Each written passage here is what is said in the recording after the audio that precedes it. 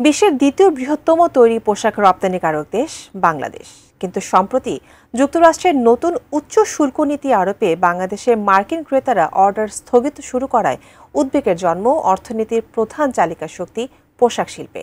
তবে পরিস্থিতি সামাল দিতে বিভিন্ন কৌশলী পদক্ষেপ নিয়েছে বাংলাদেশও। তাতে প্রত্যাশিত ফলাফল মেলার আভাস পাওয়া গিয়েছে প্রেসিডেন্ট ট্রাম্পের শুল্ক পুনর্বিবেচনা আলোচনা ঘোষণার মাধ্যমে। আরও জানাচ্ছেন ইমতিয়াজ আলম। বাংলাদেশের মোট রপ্তানির প্রায় ৮০% আসে তৈরি পোশাক ও টেক্সটাইল খাত থেকে। রাজনৈতিক পালাবদল আর ক্রমাগত শ্রমিক অসন্তোষের মধ্যে টালমাটাল হয়ে পড়া এই খাতটি ঘুরে দাঁড়ানোর চেষ্টায় ছিল। তবে গত বুধবার মার্কিন প্রেসিডেন্ট ডোনাল্ড ট্রাম্প বাংলাদেশের পণ্যের উপর ৩৭% নতুন করে শুল্ক আরোপ করায় পরিস্থিতি আরও জটিল হয়ে উঠেছে। ডোনাল্ড ট্রাম্পের ঘোষিত রেসিপ্রোকাল ট্যারিফের এই শুল্ক নীতির কারণে ক্ষতিগ্রস্ত হতে পারে বাংলাদেশের তৈরি পোশাক শিল্প ও চামড়া শিল্প।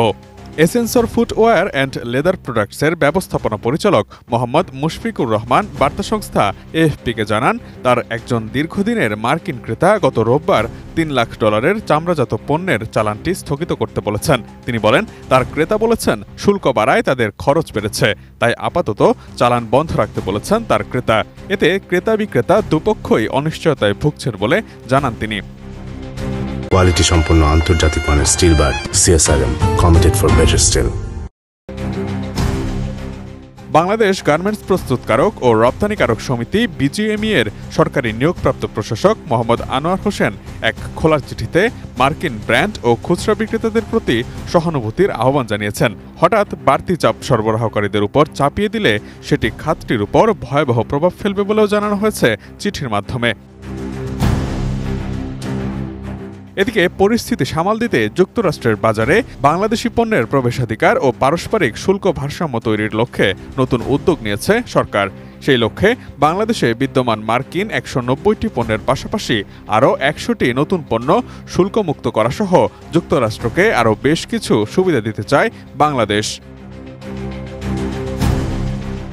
এছাড়া দ্বিপক্ষীয় বাণিজ্য সম্প্রসারণে বাংলাদেশ সরকার যুক্তরাষ্ট্রের সঙ্গে দীর্ঘমেয়াদে LNG আমদানি চুক্তি, মার্কিন গাড়ি নির্মাতা প্রতিষ্ঠানকে দেশে কারখানা স্থাপনের প্রস্তাব, সয়াবিন, গম ও তুলা আমদানিতে বেসরকারি খাতকে যুক্ত করার উদ্যোগ নিয়েছে। দুই দেশের বাণিজ্যে ভারসাম্য ফেরাতে শুল্ক ৩ মাস স্থগিত রাখতে ট্রাম্পকে প্রধান উপদেষ্টা চিঠিও দিয়েছেন।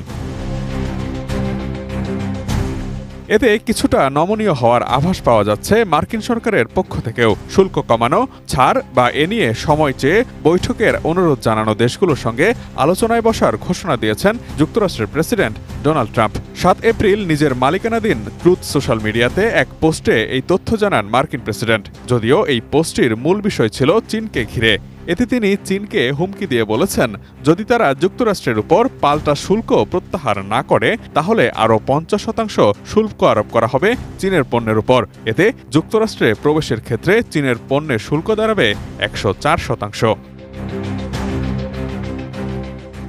Imtiaz Alam, desk report, ATN news.